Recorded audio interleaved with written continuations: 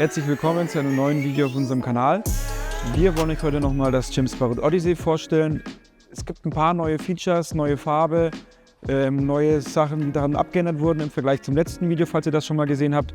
Und da wollen wir jetzt mal in alle Punkte genau reingehen. Was vielleicht als allererstes auffällt, ist die Farbe in diesem dunkelgrauton. Bisher gab es das Zelt in Weiß, in so einem Metallic-Grau und in Schwarz. Gemsparrot hat jetzt nochmal eine vierte Farbe rausgebracht, weil sie ja auch von diesem Schwarz-Weiß nochmal eine Alternative bieten wollen. Und wer dann eben nicht diesen Metallic-Look mag, hat hier eben nochmal diese graue Variante, die auch etwas glänzend ist. Passt zu jedem schwarzen, weißen oder grauen Fahrzeug perfekt drauf. Vor allem im Geschlossenen sieht es ziemlich cool aus, auch mit diesem schwarzen Aluminiumrahmen drumherum ist das farblich sehr gut abgestimmt, wie man es von Gemsparrot auch kennt bei den anderen Zelten. Das Odyssey ist in der Größe M erhältlich. Das bedeutet bei Gemsparrot ein Innenmaß von 1,38 Meter und Außenmaß von 1,47 Meter in der Breite. In der Länge sind es innen 1,97 Meter und Außenmaß 2,7 Meter. Inklusive Leiter und Matratze wiegt das Dachzelt, so wie es hier steht, 70 Kilogramm. Und innen drinnen habe ich im geöffneten Zustand eine Sitzhöhe von 98 cm, abzüglich 7 cm für die Matratze, sprich 91 cm. Geschlossen ist das Ganze 33,5 cm hoch, gemessen von quadriger Oberkante bis Solarlüfter bzw. Dachoberkante. Bevor wir zu den ganzen Neuerungen kommen und es auch darum geht, wie man das Zelt auf und zu macht, erstmal zu den Basics von dem Zelt. Die Ober- und Unterschale sind aus ABS-Kunststoff. Sie sind montiert an einem Aluminiumrahmen, der das Ganze nochmal auch verstärken soll. Dazwischen ist dann eben der Zeltstoff und die Mechanik, die wir uns dann auch nochmal von drinnen anschauen. Wir haben grundsätzlich links und rechts jeweils 2 Halte, um die Leiter einzuhängen. Das heißt, der Einstieg ist natürlich von beiden Seiten möglich. Hier oben haben wir eine C-Schiene mit einer kleinen Öffnung vorne. Das heißt, ich kann hier Zubehör über einen Keder einführen, wie den Tunnel fürs Dachzelt oder auch eine Seitenmarkise, die dann eben relativ weit oben hängt und auch über dem Einstieg ist. Obendrauf habe ich noch die Option Querträger nachzurüsten. Da habe ich hier 4 Punkte, wo ich die quer rübersetzen kann. Ich kann mit 25 Kilogramm oben drauf packen und das Dachzelt immer noch öffnen. Im geschlossenen Zustand kann ich bis zu 40 Kilogramm draufpacken, die ich dann aber vom Öffnen herunternehmen müsste. Vorne sind mittlerweile Schnallen dran. Kommen wir dann später nochmal beim Mechanismus dazu, wenn wir auf und zu machen. Und hinten habe ich auch noch die altbewährten Schnallen. Oben ist der Solarlüfter.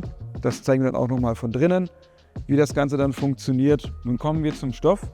Der Stoff ist dreilagig, das heißt, man hat eine Außen- und eine Innenseite und dazwischen nochmal eine extra Isolierung. Das sorgt vor allem im Winter dafür, dass es nicht zu kalt wird innen drinnen. Außerdem ist das sehr gut abdunkeln. Das bedeutet, wenn ich jetzt im Sommer unterwegs bin und dann vielleicht um 4, 5 Uhr wird es schon hell draußen, habe ich drinnen immer noch eine Dunkelheit und bin dadurch nicht immer gleich dem Sonnenlicht ausgesetzt und werde dadurch wach. Der Zeltstoff besteht aus 6 Einzelteilen, das heißt, ich habe 2 Türen, jeweils links und rechts, nochmal eine Tür für hinten, dazu kommen die beiden Ecken und vorne einmal das große Fenster. Hier ist es vor allem sehr cool, dass alles, was quasi ab diesem schwarzen Bereich betrifft, lässt sich komplett aufmachen.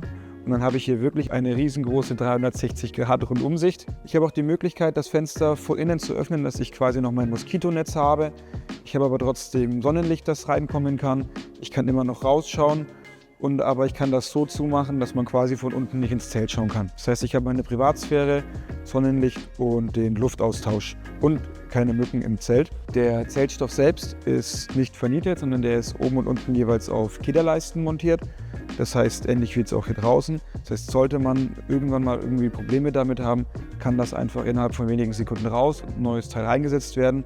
Vor allem das Thema Stoff ist bei diesem Zelt sehr, sehr interessant, weil es keinen anderen Hersteller gibt, der einen Stoff in so einer Qualität und Wertigkeit anbietet zu seinem Dachzelt. Diese ganzen Nähte, die hier sind alles doppelt vernäht. Und der Vorgang hierzu ist, dass sie quasi dann die beiden Materialien übereinander legen, das Ganze nochmal übereinander falten und das dann vierlagig zusammennähen, was dafür sorgt, dass das Dachzelt auch nach vielen Jahren Gebrauch immer noch top aussieht, was den Stoff angeht.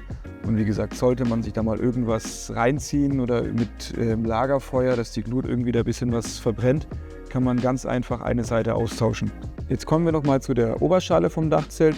Wir haben hier durch diesen Stil eine richtig schöne Oberfläche, die wie so ein kleiner Spoiler nach hinten hoch geht Und was ganz Interessantes haben wir hier, das gibt es so bei keinem anderen Hersteller auf dem Markt. Jeder kennt es, wenn es innen drin im Zelt, man hat alles geschlossen, es wirkt ein bisschen klamm, das Kissen ist so ein bisschen feucht, ist immer nicht so schön, das ist vor allem, wenn es kühl ist, wo auch die Feuchtigkeit über den Tag nicht weggeht. Da hat James Sparrow was ganz Besonderes, schon seit Jahren im Programm, und zwar sind das deren Solarlüfter. Hier oben drauf habe ich ein Solarpanel, was den Lüfter tagsüber jeden Tag wieder dann die Batterien lädt. Wie das Ganze dann von drinnen aus funktioniert und wie ich den an- und ausmache, zeigen wir euch direkt jetzt, wenn wir über den Innenraum vom James Sparrow Dachzelt sprechen. So, jetzt herzlich willkommen im Inneren des Dachzelts. Man kann aber schon sehen, mit der Kopfhöhe ist das auf jeden Fall ausreichend. Ich bin ca. 1,80, das heißt, ich sitze jetzt relativ aufrecht da, habe aber auch 0,0 Probleme, hier wirklich gemütlich zu sitzen. Das hier ist das Gegenstück vom Lüfter, wo wir gerade hatten. Hier ist eine Aussparung drin, wo ich durchlangen kann, und dann kann ich den Lüfter dadurch einfach einschalten. Der ist nahezu geräuschlos, das heißt, der kann ruhig nachts laufen und kann eben diese ganze Feuchtigkeit von drinnen nach draußen bringen. Wenn ich ihn dann wieder ausmachen möchte, kann ich einfach hier durchs Lüfterrad langen und ihn ausmachen. Der Finger bleibt dabei auch noch ganz. Jetzt gerade sitze ich hier auf der Standardmatratze, die immer beim Zelt mit dabei ist. Das ist eine 7 cm dicke Schaumstoffmatratze, die auch gerade sehr angenehm ist. Auch nochmal durch die Bodenisolierung macht es das Ganze einen Ticken weicher im Vergleich zu anderen Modellen. Der Vorteil auch im Vergleich zu den anderen James Sparrow Modellen ist, dass ich durch den neuen Mechanismus an den Ecken keine Aussparungen mehr habe. Das heißt, ich kann wirklich die komplette Liegefläche nutzen. Ich kann mir, wenn ich möchte, auch nochmal ein Mesh unten drunter legen, um eben da auch so nochmal gegen die Feuchtigkeit etwas zu haben. Mittlerweile im Vergleich jetzt der erste Unterschied zum ersten Video ist der Himmel jetzt grau, was dadurch auch so ein bisschen zu dieser Farbkombination mit dem Zeltstoff passt. Bei dem letzten Video war der noch in hellblau. Auch habe ich hier, ähnlich wie draußen, mein Schienensystem. In diesem Schienensystem ist jetzt beispielsweise hier das Netz schon drauf gespannt.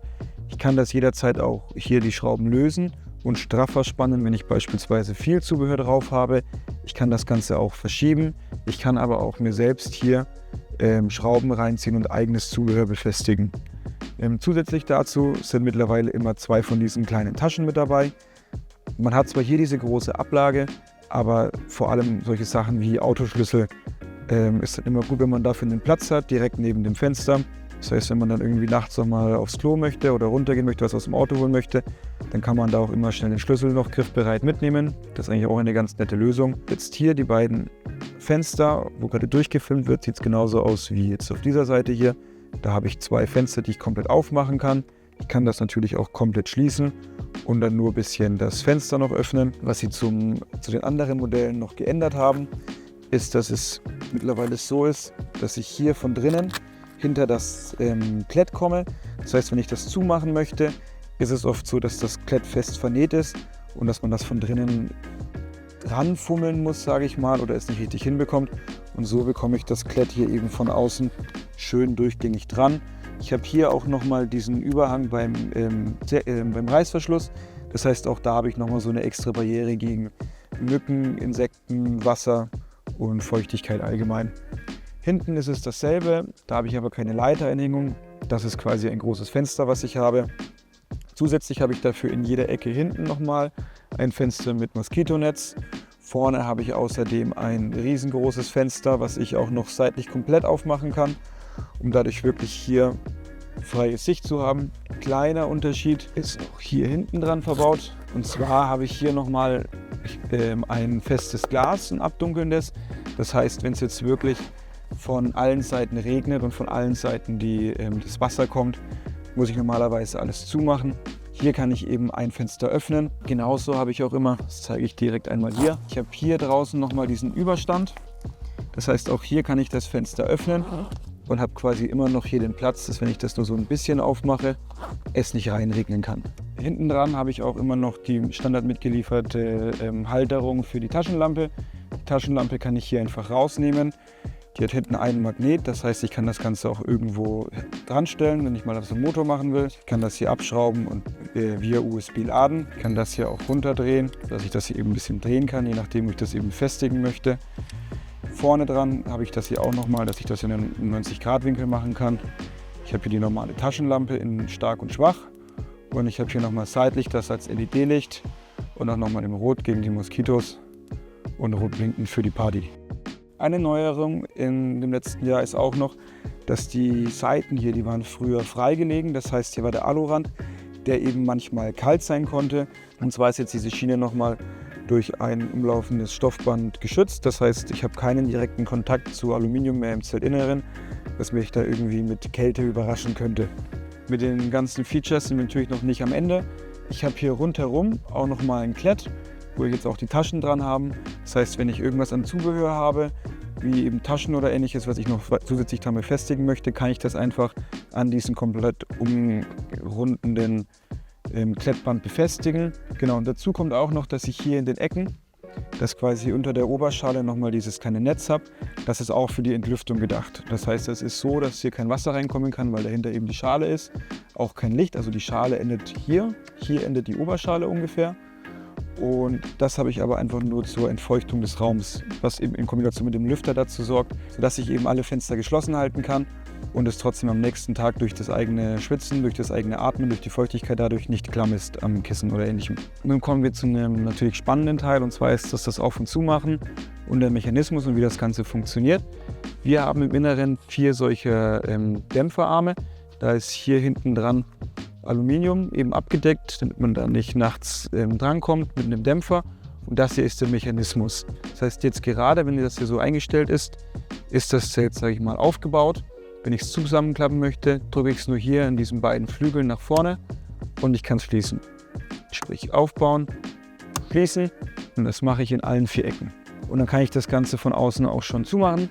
Dazu kommen wir gleich. Ein Feature noch, und zwar ist es so, dass selbst wenn der Stoff mal nach ein paar Jahren und regelmäßigen Nutzen irgendwann vielleicht ein bisschen an Spannung verliert oder ein bisschen straffer gemacht werden soll, habe ich die Möglichkeit, hier in diesem Gewinde den Halter zu drehen.